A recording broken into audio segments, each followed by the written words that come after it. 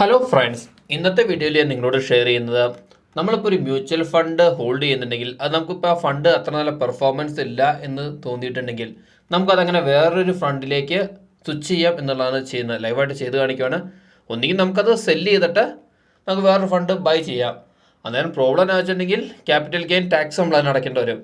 ഇത് സ്വിച്ച് ചെയ്യുമ്പോൾ ഒരു ചെറിയൊരു സർവീസ് ചാർജാണ് അത് ഈടാവുന്നുള്ളൂ. അതായത് ഒരു ബ്രോക്കറിന് അനുസരിച്ച് ചെറിയ മാറ്റം വരും, അല്ലെങ്കിൽ ഏത് ഫണ്ടാണോ അതിനനുസരിച്ചുള്ള വ്യത്യാസം വരും. ഞാനിപ്പോൾ ഇവിടെ ചെയ്ത് കാണിക്കുന്ന ഒരു HSBCയുടെ ഒരു പണ്ട് ഞാൻ 5-8 കൊല്ലം മുമ്പ് മേടിച്ചൊരു ഫണ്ടാണ്. അത് ഒരു കുറേ നാൾ മുമ്പ് ഒരു 100% ആയപ്പോൾ കാണിച്ചു തരാം. എൻ്റെ പോർട്ട്ഫോളിയോയിൽ എനിക്കൊരു ഫണ്ടുണ്ട്.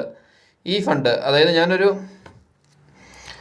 5-8 കൊല്ലം മുമ്പ് ഇത് മേടിച്ച് കഴിഞ്ഞിട്ട് ഇപ്പോൾ എൻ്റെ ISR കിടക്കുന്നത്. ഓക്കെ, 5-8 കൊല്ലം മേടിച്ചിട്ട് 5000 രൂപയ്ക്ക് മേടിച്ചതാണ്. അത് കഴിഞ്ഞിട്ട് 100% ആയപ്പോൾ ഞാൻ പകുതി വിറ്റിട്ട് അതിൻ്റെ ക്യാപിറ്റൽ പുറത്തെടുത്താണ്. പക്ഷേ ഇപ്പോഴാണെങ്കിൽ വലിയ ഗ്രോത്ത് ഒന്നുമില്ല. മൊത്തം 130%, അതായത് ഒരു വർഷം ഒരു 5-8% വെച്ചാണ് ഗ്രോ ചെയ്യുന്നുള്ളൂ. അപ്പോൾ ഞാൻ നോക്കിയപ്പോൾ ഈ ഫണ്ട് അത്ര പെർഫോമൻസ് ഇല്ലാതെ കാരണം വേറൊരു ഫണ്ടിലേക്ക് എങ്ങനെ സ്വിച്ച് ചെയ്യാമെന്നാണ് ഞാൻ നോക്കുന്നത്.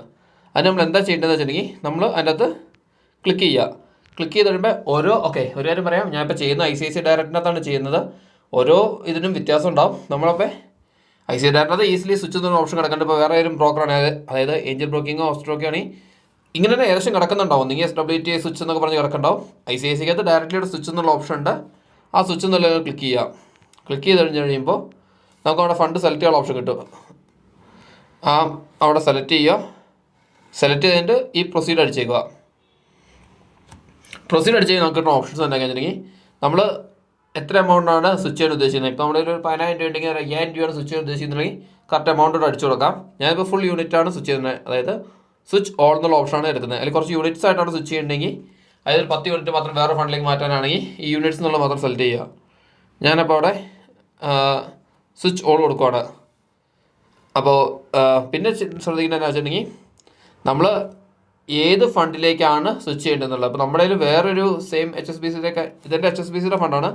അതിൻ്റെ HSBCയുടെ ഒരു ഫണ്ട് ഉണ്ടായിരുന്നു, അത് ഇവിടെ സെലക്ട് ചെയ്യാൻ പറ്റും. എൻ്റെ കയ്യിൽ വേറെ HSBCയുടെ ഇല്ല. ഞാനത് ഇപ്പോൾ ഉദ്ദേശിക്കുന്ന ഒരു സ്മോൾ സ്കെയിൽ ഫണ്ടിലേക്കാണ് സ്വിച്ച് ചെയ്യാൻ ഉദ്ദേശിച്ചത്. അപ്പോൾ ഞാൻ ഈ റെക്കമെൻഡഡ് നോക്കാം എന്തൊക്കെ വന്നുള്ളത്.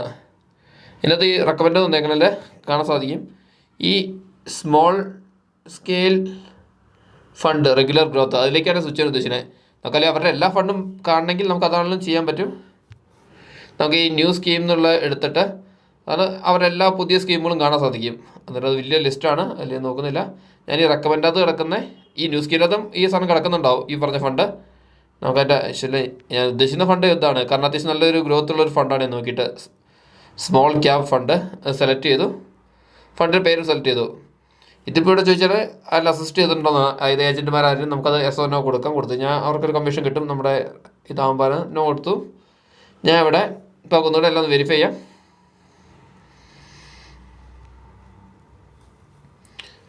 എൻ്റെ കറണ്ട് വാല്യൂ ഉള്ളത് ലാസ്റ്റ് റെക്കോർഡ് വാല്യൂ 132 റുപ്പീസ് വെച്ച് എൻ്റെ കയ്യിൽ 40.68 യൂണിറ്റ് ആണുള്ളത്.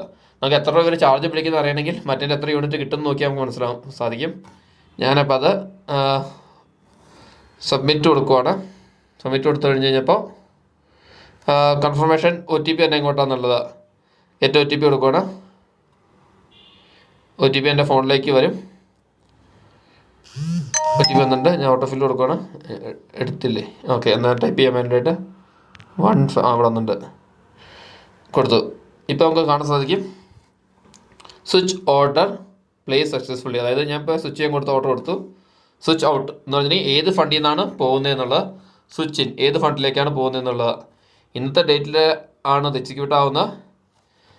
എമൗണ്ട് യൂണിറ്റ് 132 40 യൂണിറ്റ്സ് ആണ് ഞാൻ സ്വിച്ച് ചെയ്യാൻ കൊടുത്തേക്കുന്നത്. വ്യൂ ഓർഡർ ബുക്കിനകത്ത് പോയി കഴിഞ്ഞിട്ടുണ്ടെങ്കിൽ നമുക്കിവിടെ സ്വിച്ച് ഔട്ടും സ്വിച്ച് ഇന്നും അണ്ടർ പ്രോസസ് കിടക്കുന്നത്. ഇപ്പോൾ ഒരു 2 days ഏകദേശം എടുക്കും. അതായത് ഇന്നിപ്പോൾ വെനസ്ഡേ ആണ്. അപ്പോൾ ഫ്രൈഡേ ആകുമ്പോഴത്തേക്കും ഏകദേശം ആ സ്വിച്ച് ചെയ്ത് പുതിയ ഫണ്ട് എൻ്റെ അക്കൗണ്ടിലേക്ക് ക്രെഡിറ്റ് ആവും.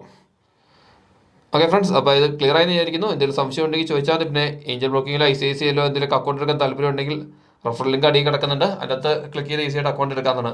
അപ്പോൾ thanks for watching my video. Bye, see U.